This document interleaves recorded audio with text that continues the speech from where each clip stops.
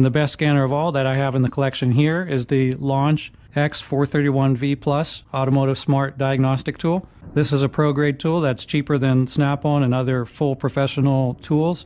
It's cheaper to buy. There is an annual subscription for the software, but I think it comes for the first 2 years for free, or at least the first year. And as long as you don't need to update the software for new cars, you can keep using it just fine. And this supports basically every car in existence.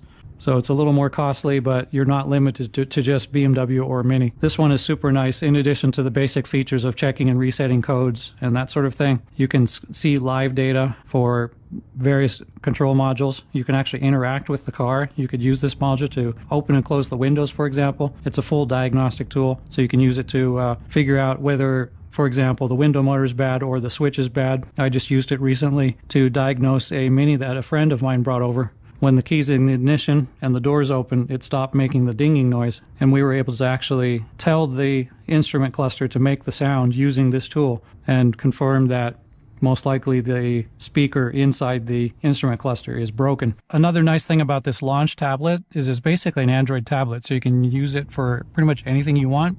It can even be used for other applications such as Carly and Blue Driver, and I can even install Messenger on here to chat with the customer. I've got email on this as well, so if I get a fault report, I can send it straight off. So I'm going to hop in here into a Mini Cooper, and I'm going to plug in the diagnostic cable. There's always a port under the dash somewhere.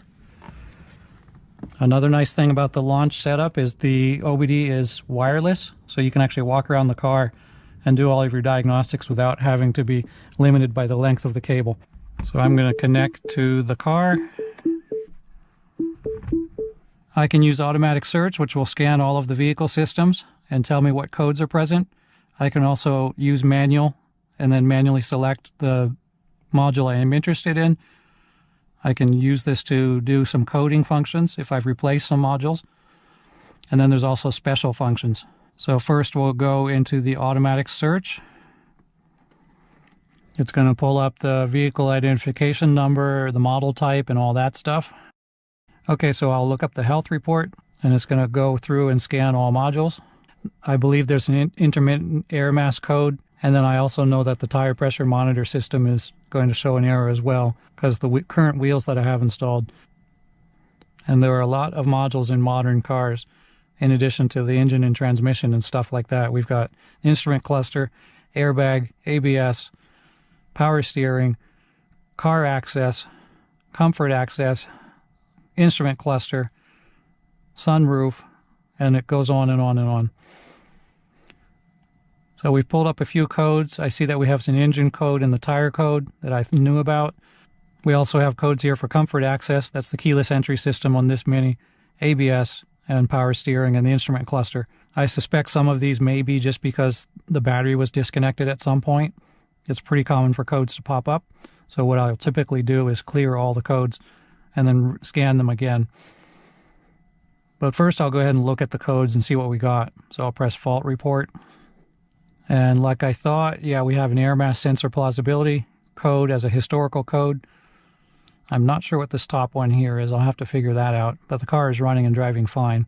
We've got a tire pressure control code as well, which I know about. Comfort access says there's a faulty antenna in the bumper, which is interesting. These are all historical codes, so they're not currently present. And if I clear the code, they probably won't come back. I see a code for power steering. Same thing. It's probably just something related to the battery disconnection. It's showing a tail lamp and a number plate are out. And the number plate code is current, so I bet if I go around back, I'm going to see that I have a light bulb out. But that's all there is. So I'm going to go ahead and clear all these, and we'll read them again. While we're waiting for the codes to scan, I'm going to go check that bumper light. I've got LED bulbs. So it's showing an issue with the license plate lights because I've got LED bulbs installed, so I can safely ignore that. All right, we've scanned the system a second time, and we'll check what faults we have now. And it looks like currently we have 0 faults, so all the codes have cleared. I can also use this device to access all of the systems directly. So we've got the engine and the car access, tire pressure control, ABS, and power steering. And for the body, we've got a whole bunch. And this is pretty cool. I can actually go in to any of these modules. The actuation test is pretty cool. I can use this to actually open the sunroof.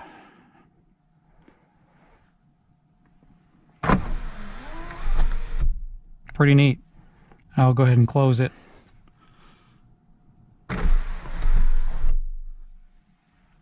There are special functions as well. For this module, for example, I can initialize the sunroof if it's not closing all the way, for example. I'll go back to the engine and I'll show live data.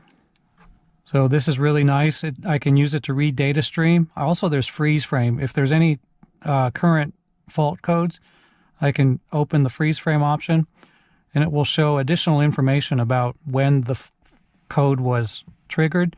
It'll show the engine RPM, the miles per hour, how many miles or kilometers it was when the code happened, and that sort of thing. So that can be useful to figure out what's going on. The data stream is very useful as well. So I can use this to measure things such as oxygen sensor. We've got actual value and set point value for the air fuel mixture. For example, I'll go ahead and scan those. Start the car. And we can see the actual values moving just a little bit while the set point remains stable because I just started the car. I can actually show a graph of these values.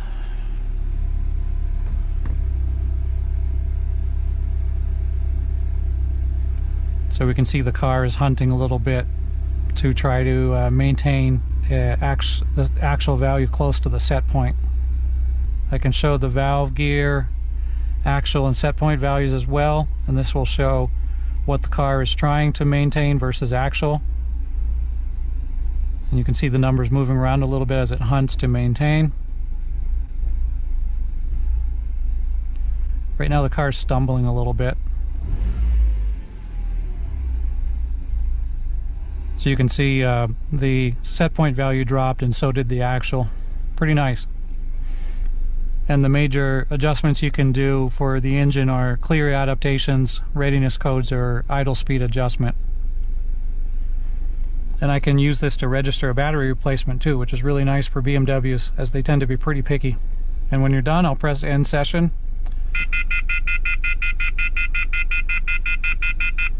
And it will make a noise to remind me to remove the cable from the car so I don't forget it. Very first thing, and this is for any kind of electronics. I mean, it doesn't matter what anything that hooks up to the internet or has information on it. You're gonna have to come up, swipe down. I'm gonna connect it to my Wi-Fi.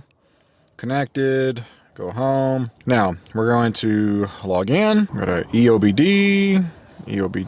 Okay. So we got CAN bus.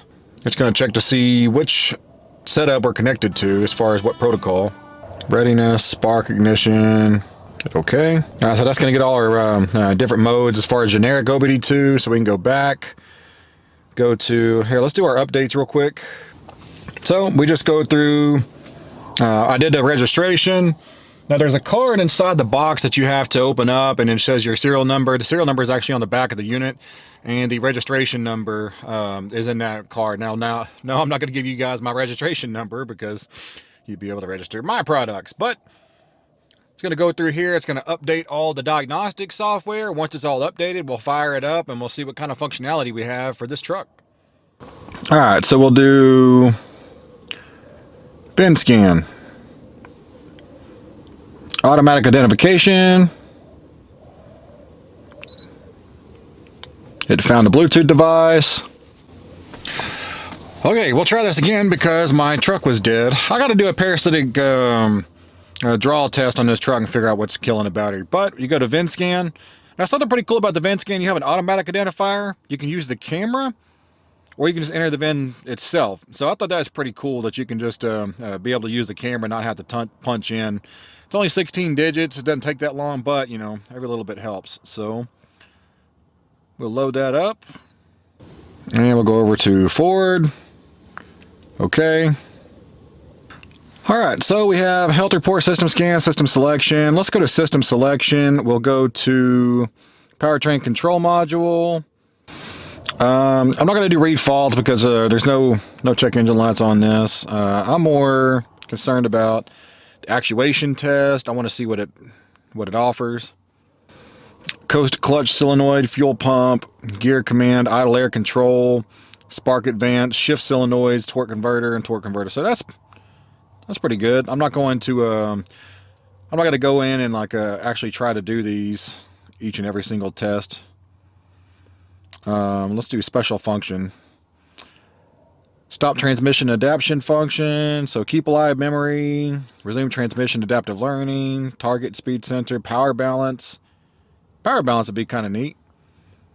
We'll change the vehicle status. So we hit OK. Parking brake engaged. Start engine and press OK.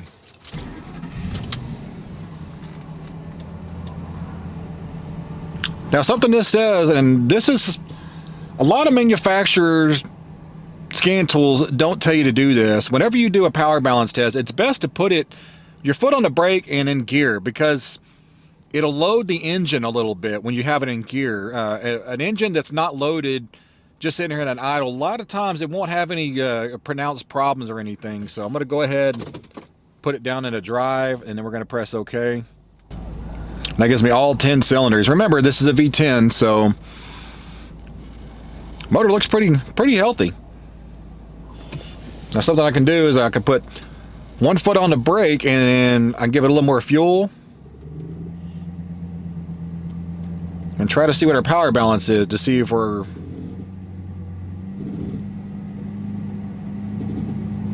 So it looks like cylinder 10 is a little bit different than the res. It's a little off, but not much.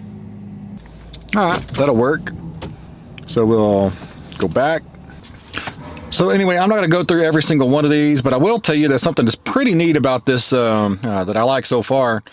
You actually have access to the passive anti-theft system. Now, in the other launch scan tool that I use, I don't think I had that. I don't think I could actually read it. So what this is telling me, and the reason